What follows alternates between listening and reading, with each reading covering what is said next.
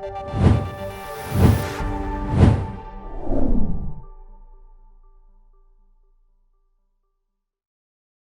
pessoal, muito bom dia, sejam bem-vindos aí, mais um Morning Call. Quero desejar a todos aí uma ótima semana, né? Uma semana de ótimos trades. Vamos começar, vamos começar passando então uma agenda aqui para vocês ficarem ligados. Depois a gente entra falando ali de análise técnica, vamos passar pelos gráficos, tá bom? Pessoal, o que a gente teve essa semana, o que a gente vai ter, na verdade, né?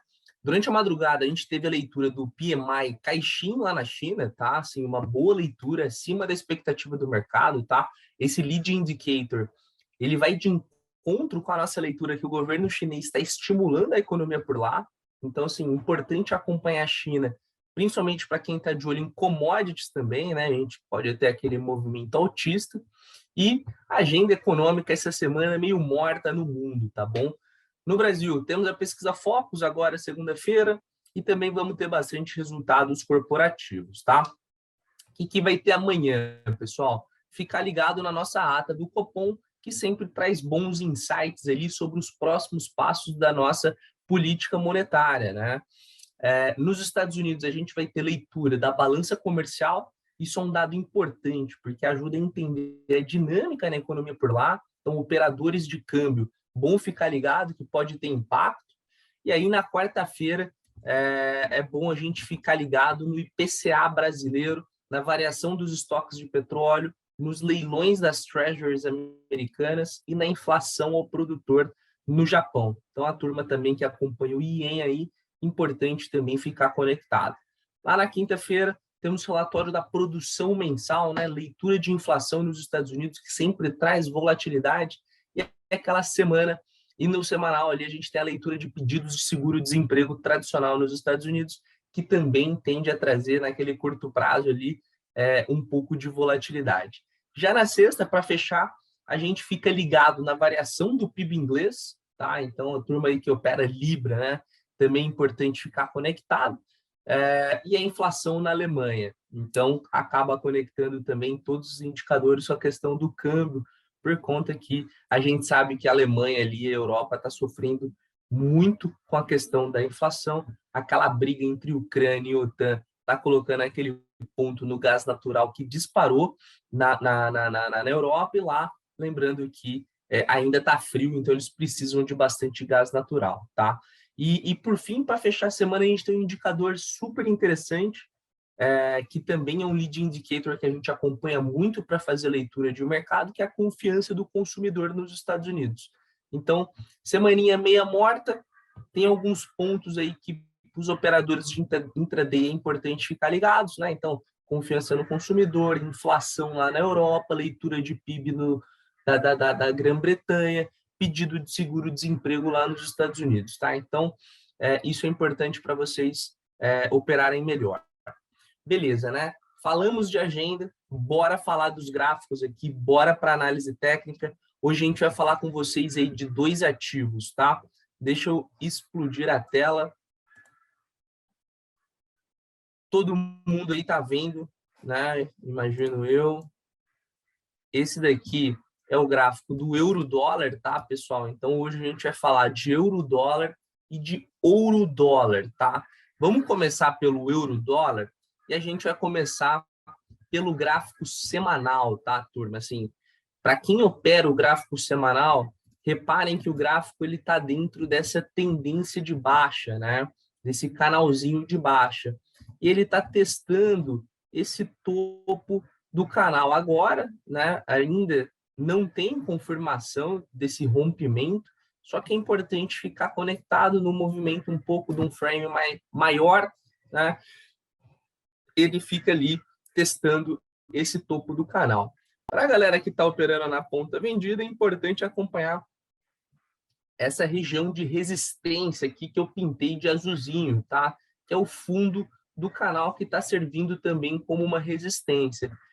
Reparem que toda vez que o preço ele vai testar ali o fundo do canal, é um lugar que encontra muita briga, né? Entre compradores e vendedores. Então, é um ponto que a gente gosta de falar que ele é interessante para operar comprado, no sentido que o stop ele acaba sendo muito barato, né? E olha o IFR também, os topos, eles são ascendentes, e é importante a gente observar o comportamento quando ele chegar naquela região de toque da linha de tendência de baixa. Então, eu traço aqui para vocês, né, no IFR ali uma resistênciazinha. Ele também vem do movimento lá de julho de 2020, que ele está numa tendência de queda, o IFR. Então, vamos ver se ele vai ter força, seja para subir ou se ele cair, ele tem que bater nesse suportezinho aqui, tá? O que mais, turma? Deixa eu ver aqui no semanal se a gente tem mais alguma coisa para a gente falar. O alvo dessa queda no semanal, a gente tem ali no 1,8, tá? Agora, vamos dar uma olhada no gráfico diário para ver se a gente tem alguma coisa diferente. Então, sim, reparem que no gráfico diário, a gente está desde novembro do ano passado, o preço ele está encaixotado, né? Até pintei de azul aqui para vocês darem uma olhada nesse movimento ali de consolidação. Ele fica no range de até 1,14 até 1,11. E aí, a partir do momento que ele rompe aqui para baixo esse caixotinho, ele acaba encontrando uma força compradora e ele volta a entrar novamente nesse movimento do caixote, tá? Deem uma olhada nessa fibo que eu tracei do topo do fim de outubro até o fim de novembro, né? Então, os suportes e resistências desse fibo têm funcionado bem. O preço está testando esse importante região aqui dos 50%, tá, turma? Esse 50% é uma região interessante, que se romper, né, se ganhar, ele vai testar os 38,2, ganhando os 38,2, ele volta a tentar testar ali aquelas máximas lá do final de outubro, tá? Que é no 1,169, 1,169, me desculpa. E aí, reparem que o IFR também ele é um indicador interessante para a gente olhar o euro-dólar, né? Sempre que o IFR ele acaba tentando entrar numa região de sobrecompra, acontece aquele movimento vendedor, né? Então, a gente está olhando lá desde julho de 2021, né? Reparem que ele testa muito pouco, e quando ele testa aqui a região de sobrecompra do IFR, ele entra numa tendência de baixa, e aqui não foi diferente, né? Ele chegou numa região de sobrevenda, entrou uma força compradora, mas ele não consegue, né, se manter ali e passar dessa região de sobrecompra. Vamos acompanhar para ver se esse movimento agora ele volta a cair novamente, mas não é o que está nos falando nesse momento, tá? Vamos dar uma olhada agora, pessoal, no gráfico um pouco mais curto, né? Vamos olhar o H4, se ele tem alguma coisa diferente. O que é importante a gente olhar nesse frame mais curto, tá? O preço ele está trabalhando acima dessas médias de 20 e de 50, né? Então, a azulzinha aqui é a média de 20 e a gente tem a amarela, é a média de 50. A de 20, ela já passa de 50 e elas estão no movimento de alta, né? Estão empinando, estão embicada para cima. E reparem que nesse momento ela está indo também na direção da média de 200 períodos, né? Que é essa linhazinha vermelha, tá? Que também é importante aí para quem está operando vendido, porque essa média de 200 ela pode ser um ponto fortíssimo de resistência. Então, quem tiver vendido, eu acho que é um ponto interessante para poder fazer eventualmente uma parcial, tá? Além dessa média de 200, a gente tem a região aqui dos 1,13, que está servindo como resistência, né? Eu risquei ali para vocês. E a gente observa também o IFR, que ele está testando essa região de sobrecompra, né? Então, apesar dele ter ficado muito forte ali na sobrecompra, chegou a bater os 85, ele tem uma leve realizada, e aqui nos 56 a gente pode falar que seja um nível de resistência para o IFR. Então, quem for operar comprado é um ponto interessante aí para a gente dar uma olhada, que em tese a gente fala que, gosta de falar que é um stop barato, tá? Beleza, pessoal, passamos aí euro-dólar semanal, euro-dólar diário, euro-dólar H4, e agora vamos falar de ouro, né, pessoal? Vamos dar uma olhada, ver o que o ouro tem a nos falar. Reparem que esse gráfico ele é o semanal, tá, turma? Ele vem trabalhando nessa consolidação, né, num range muito grande entre os 1.700 e 1.900.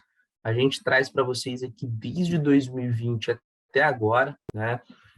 Vocês podem reparar, observar que as médias de 20 e de 50, elas estão ali emboladas, vamos falar assim. Isso significa, né, que está sem tendência, né? Não tem um movimento claro para onde ela pode ir. Só que essa última barra do semanal aqui entrou uma força de venda muito forte, né? Essa barra ela fechou próximo das mínimas e com um corpo bem relevante, que acaba demonstrando força nesse movimento, né? Então, esse fechamento dessa barra, ela foi abaixo das últimas 6, né? Das últimas 6 que a gente tinha visto. E já o IFR, ele também não está indicando grandes coisas, né? Não tem nada muito relevante, justamente por a gente estar trabalhando nessa região de indefinição, numa região intermediária, vamos falar assim, de grande consolidação. Então, ele começa a trabalhar abaixo dos 50, mas novamente sem grandes indicativos. Trazendo um contexto mais macro para vocês do ouro, né, pessoal? Lembrem que o ouro é um instrumento de proteção, é um instrumento que tem características deflacionárias. Então, quando a gente olha, né, principalmente aqui a média de 200, reparem que a média de 200 ela vem empinando de um longo período de tempo, né? Então, o ouro ele tem essa característica interessante dele sempre ser um ativo que ele vai subindo um pouquinho, mesmo que seja num movimento um pouco mais de longo prazo, né? Durante o crash do Covid, ele serviu muito como um movimento de proteção e de aversão ao risco. Então, reparem que ele sobe, chega a bater lá $2.000 e depois ele vem perdendo um pouco de performance de momento, justamente por conta dessa briga entre os juros americanos, que tem uma correlação enorme, por a gente ter um movimento global econômico mais benigno, vamos falar assim. Só que, de novo, eu acho que ele está se consolidando e possivelmente a gente pode ter novamente daqui a pouco esse movimento altista, tá? O que mais que a gente tem para falar do ouro, que é importante vocês ficarem ligados? Vamos dar uma olhada no gráfico diário do ouro para ver o que a gente tem de interessante, né? Reparem que a gente vinha num canalzinho de alta, tá? Desde ali de novembro do ano passado. Esse canalzinho, depois dessa forte sell-off que a gente teve aqui, ele foi rompido, apesar dos últimos dias terem sido movimentos altistas, a gente ainda não entrou novamente para dentro desse canal de alta. Então, reparem, pessoal, que todas as médias continuam super emboladas. Então, assim, reforça aquele ponto do gráfico semanal de, novamente, o ouro não ter uma tendência muito clara, né? Não ter uma tendência que não tem uma tendência muito clara, que é o que a gente acabou falando ali no semanal. Então, depois desse pullback, né, que estamos vendo, a gente pode ter uma retomada de baixa. E se confirmar esse rompimento sólido do canal, é possível que essa aceleração de baixa busque as partes inferiores dessa consolidação. Então, a gente até traz um fibuzinho aqui para vocês, para a gente olhar os pontos que poderiam ser de suportes, né? E também para quem está operando vendido, pontos importantes que podem servir para a gente fazer parciais, né? Sair da operação também, por exemplo. Então, a gente vai testar quem está comprado aí as regiões de 50%, 38,2%. Para quem está vendido, tem os 82%, os 100% da queda. e depois, quem sabe, a gente pode buscar o 161 de FIBO ali, que são nos 1.735. Antes, né, do 1.735, a gente tem um suportão ali nos 1.754, né, que foi um fundo que a gente fez lá em dezembro de 2021, tá? Outro ponto importante que no IFR a gente pode observar que a gente perde essa linha de tendência de alta, né? E ele acabou renovando os fundos anteriores do indicador. Então, reparem que desde lá de novembro de 2021, né, o IFR vem mantendo, vamos falar aqui, essa resistência e esse suporte também veio lá do dia 26 de novembro. Então, assim, vamos ver agora se o ouro ganha força, ganha tração.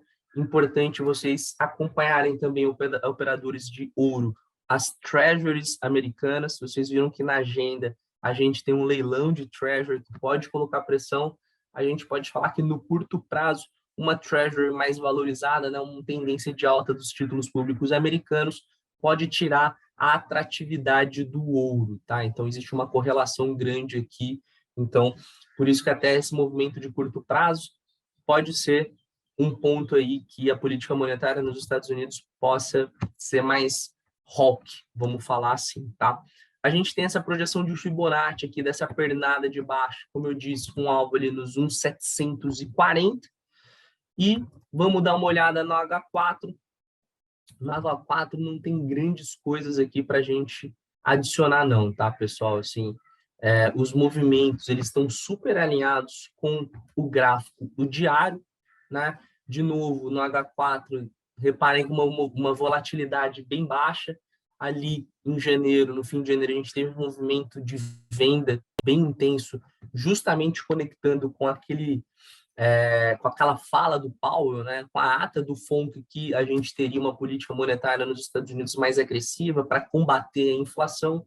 Isso acaba colocando, né, pressão em cima do ouro, só que depois disso ele volta a respirar e fica dentro desse range. A gente traz um fibuzinho aqui para vocês, né, para a gente entender quais são os alvos para cima e para baixo. Então, esse fibo, a gente pega a máxima ali do final de janeiro e traz até a mínima ali do dia 28 de janeiro também. Para quem está operado, comprado, importante a gente acompanhar se vai conseguir ganhar os 50% da FIBO. Se não conseguir ganhar esses 50% da FIBO, a gente pode ter a manutenção desse movimento baixista, né? Desse movimento de venda. Falando do movimento de venda, é importante esses 82,6, depois um ponto importantíssimo aqui, que são os 100%. Depois, se perdendo esse 100%, que foi a mínima dessa FIBO, deveria buscar o 161 ali, ou antes poderia fazer essa parcial no 721, que é uma resistência aqui que a gente traz desde lá de novembro de 2021. Tá bom, pessoal? Hoje a gente passou por 2 ativos.